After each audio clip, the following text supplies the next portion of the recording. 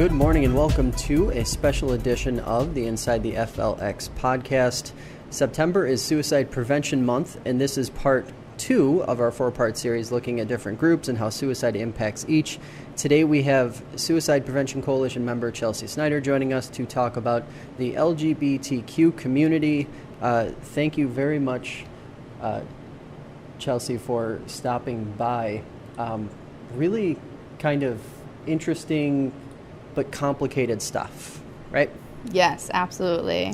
So tell us a little bit about yourself, how you got involved, what was sort of your inspiration to take this career path and what you're doing now. Yeah, so I started in April and started as the LGBTQ program coordinator for family counseling. In previous years, the center of the Finger Lakes was the LGBT organization. They were absorbed by family counseling last year and have continued all their programming, but really just wanted somebody full-time to really, get into communities, get on boards, get on coalitions like this to, be a voice for the LGBT community. So I joined up, and there was a need, and people were advocating for, somebody to be a voice for the Seneca County Coalition. So I've been going to a couple meetings, and, so far so good. So what is what is the risk, the greater risk that exists for this group as opposed to other groups? Obviously, suicide impacts virtually everyone. Right. But not everyone equally, it would seem, in some cases. It's hard, when you're working with lesbian, gay, bisexual, transgender, you're dealing with a really high-risk population. Everybody that you're interviewing this month is really high risk, but, people have multiple identities, and, you might have a trans person that is a veteran. I have a lot of those. So they are high risk. It's a really hard subject to talk about.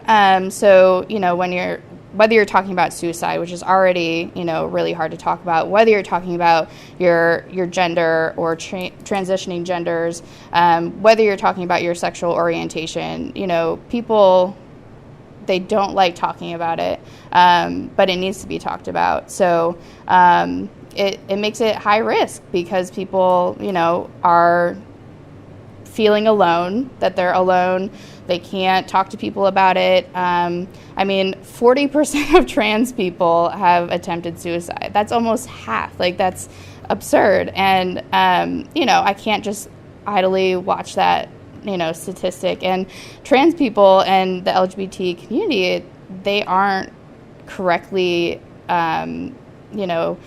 identified in data. When you're taking a survey, you're checking F or M. It's rarely you have any other options. So data that's collected from day to day, it's not really highlighting, if you are a different gender that, you were assigned at birth, or what your sexual orientation is. So the data collection for, any kind of rates or data for LGBT, it's really hard, but, the data we do have is very striking. So, yeah. Now, one of the things that has been talked about repeatedly is the underreported. Mm-hmm. If you could speak to that a little bit on this side of the issue in terms of what you're fighting for and what you're trying to voice. You just kind of alluded to it. There isn't really any data collected, but even still, on top of that, you have all of this, all of the instances that aren't reported or aren't reported accurately. Right. So, I think some people, they don't want to talk about it. The data's not collected. They kind of don't acknowledge it. I think specifically with, schools or families, you have these groups where that there's LGBT, peers and students in, these groups, but it's either not addressed or somebody else will address it. If you have a queer youth in school or in your class and you're not, using their preferred pronouns or not using their real name, that's really hurtful. And if somebody is like, hey, I'm, Katie, and I want to be called Katie, not Catherine, that's, anybody, whether you're trans or not. And, same with pronouns, like it's a slap in the face. So if you're not affirming what their true self is, it's really harmful, and that leads to, that person may have thoughts of, I don't really, matter, and that's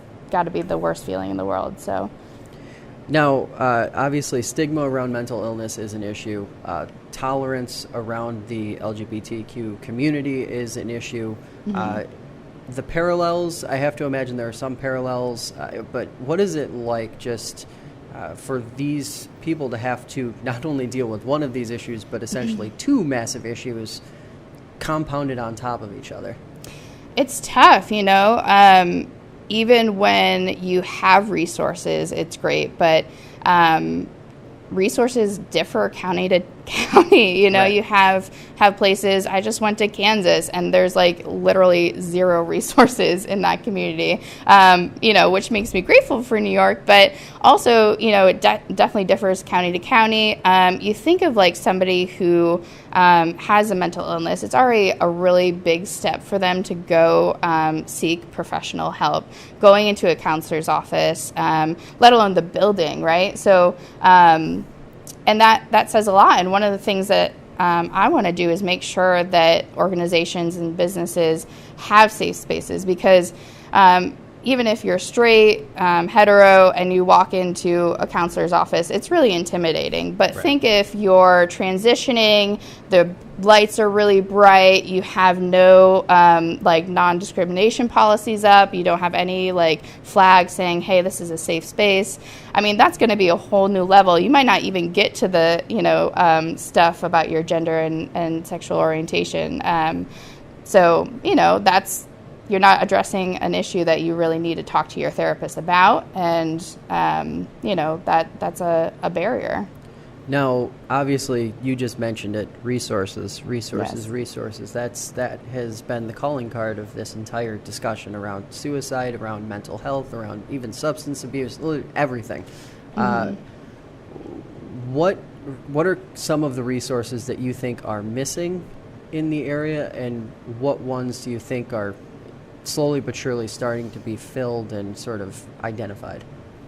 Yeah, I mean, so there are resources, right? And I think one of my goals is to really highlight those. So a lot of people knew the center back when it was its own nonprofit, but I want people to know that the center is here and here to help, and we cover 4 counties. So I'm one person, but I cover 4 counties, and I'm up for the task. But we cover Yates, we cover Ontario, Seneca, Wayne, and what I'd love to see, I have places like Geneva or some other schools that have organizations, like clubs for students to go after school, very safe, very comfortable for them to be themselves. It might be a GSA, a Gay Straight Alliance, or, just a teacher holding something, but just having more of those. So, if youth can't get to groups like I host a YANA or a You Are Not Alone group in Geneva on Mondays, Newark on Tuesdays, and in October, Canandaigua. We also have a group for trans and gender expansive people, mostly adults, once a month in Geneva. But the biggest barrier to that is transportation. If you have family members or, rides that aren't affirming, they're not going to take you to a group that's going to, affirm that. So if you can get that in a school, then you're cutting down that barrier. You're right there. Kids can come if they want to, talk about things. And then my ideal would be those groups at school can come to Yana, talk about, hey, we're doing this in our school for, the National Trans Remembrance Day, or we're doing this for the National Silence Day. There's a lot of things that we can do, and one of my goals is to reach out to schools, say, hey, we do safe zone training, we can get your staff trained just to be more affirming, and also let's start some organizations at school, get kids the resources that they need. How important is that, getting in schools? Because that seems to, if you address this at a young age, it seems like it would be something, whether it's suicide, substance abuse, tolerance, the whole nine. It just seems to be easier to address at a young age, and they're more impressionable, and the problem would, in theory, seem to solve itself in the long run under those circumstances. Yeah, I mean, you think of kids and you think of, there's so much that you want to teach them at school, math, science, you want to get the DARE program in there, you want to talk about sexual health, but, it's important because LGBT youth, so no T, they're 3 times as likely to just think about suicide, but they're 5 times as likely to attempt suicide. I mean, that's huge, right? So you want to get in there and be like affirming. It's very simple, you're not talking about sexual orientation until really middle school, but being in elementary schools, being like, hey, like, it's okay if you want to dress more masculine or you want to dress more feminine, like, gender should be fluid, and not everybody has to buy into that, but you also need to be welcoming to your friend and your peer that might do that. So being an ally. Next week is Ally Week. So making sure schools are on board and have policies and procedures that help make youth that are trans, that are lesbian, gay, bisexual in high school, that those experiences in school are better. I've talked to the Geneva Resource Center officer about like their bullying policy. Mm-hmm. I hear from youth that it's difficult when they are bullied in school, and that not everybody takes the bullying policy seriously. So having somebody like the resource officer there that can help be an ally for the LGBT community, help advocate, and hopefully reduce these peers, these students from thinking about suicide. Now, what is Ally Week? You mentioned it, but it kind of seems like the atypical kind of program that would need to exist to reinforce these tolerable ideas and getting people more on board with just being more accepting. Yeah, so Ally Week, it's really simple, but it's basically, schools, mostly it's a GLAD program, but it's basically how you can be an ally. We hear a lot about how to be a bystander, or an upstander, so not being a bystander, and sticking up for your peers, and just saying something. It might not be safe to say something, but you go get a teacher or somebody that can address the situation. But also just I always welcome allies to our Yana group, our Yana youth group, because I think it's really important that students that have friends that are lesbian, gay, bisexual, trans, that they know other youth and hear their stories and are able to stick up for them when they're not around or when they are around, and just be affirming and what's appropriate and what's not appropriate.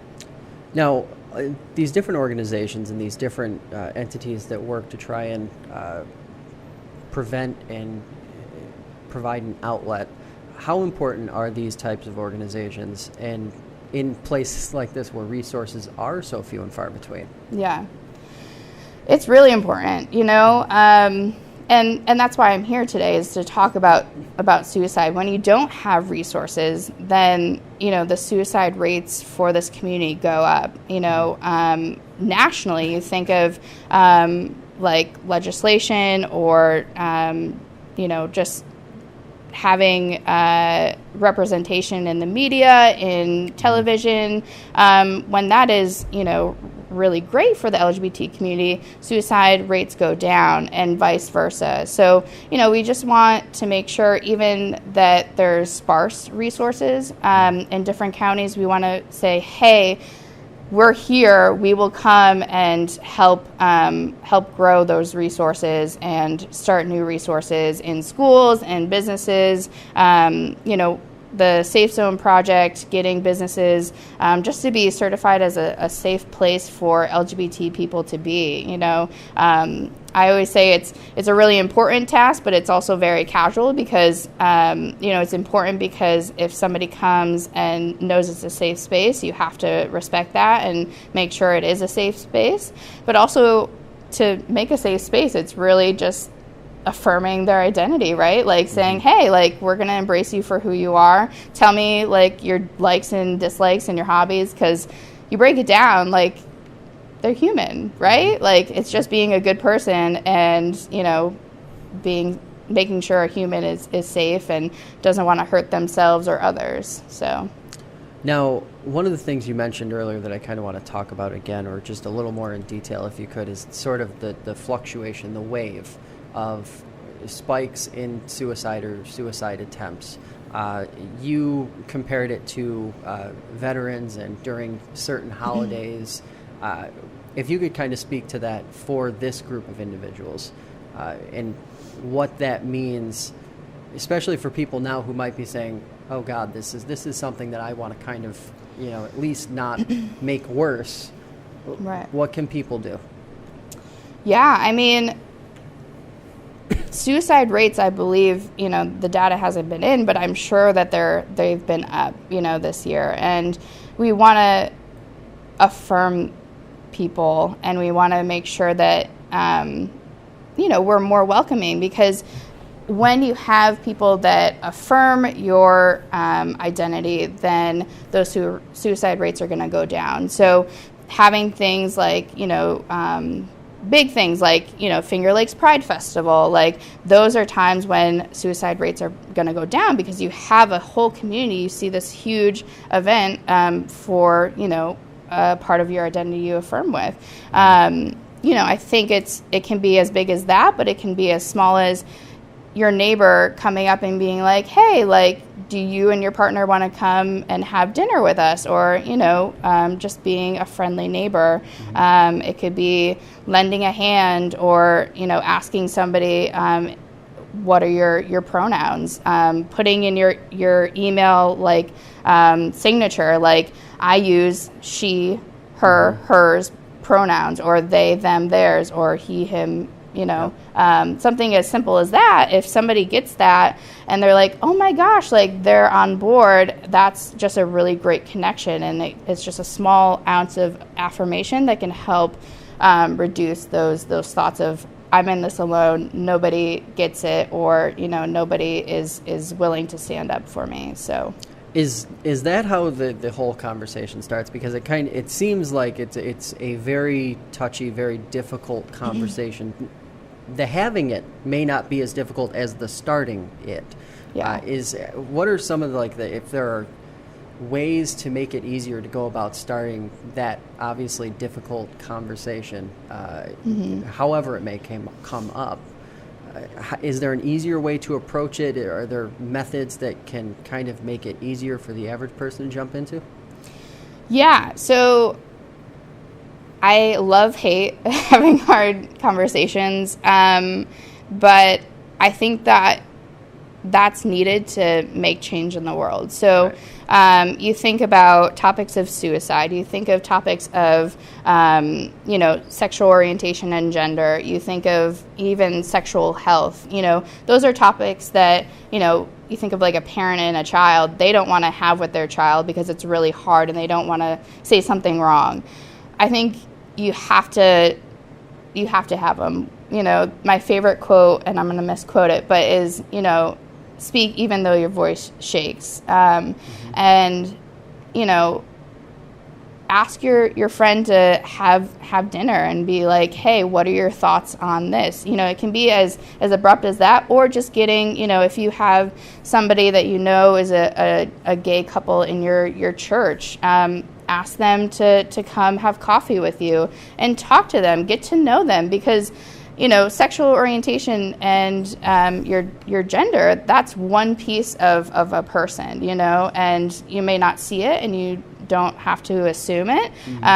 But, getting to know people and knowing their whole identity is really important. So, having that conversation, once you build that connection, it's going to be easier to have those really in-depth conversations about suicide or, your orientation or gender or about sexual health. So, and of course, the last question. One thing anyone can do, starting now, to help make this problem lesser. Suicide tolerance, the whole 9 yards. What is it a simple first step? One thing, I would say educate yourself. It doesn't take a lot, and there's great resources out there. I think once people have the confidence and a little bit of knowledge, they're easier to feel confident enough to talk to somebody about these hard topics. Go online. There's tons of books. I could give you a whole list of great books to read, but there's the Trevor Project, which is great because they specify in the LGBT community and suicide. So you have great resources for both. But websites like the Human Rights Campaign, the HRC.org. Our website, if you go to familycounseling.org and click under community programs, we have all our resources there too. So really educate yourself, get to know the community and the challenges they face, and try to lend a hand, make a friend, and just affirm people for their true identity. Well, we appreciate you stopping by today. Obviously, this is a tough issue, but one that hopefully maybe through this podcast and through some of the resources you talked about, people can start diving into and talking about more. Absolutely. Thanks so much for having me. Well, that's going to do it for us today. Stay tuned for part 3 of the suicide prevention series, which will be featured later today on fingerlakes1.com. Inside the FLX airs Sundays at 7 p.m. on Spectrum Channel 12 and is available on iTunes, Stitcher, and the fingerlakes1.com app. Thanks for listening, and we'll catch you next time.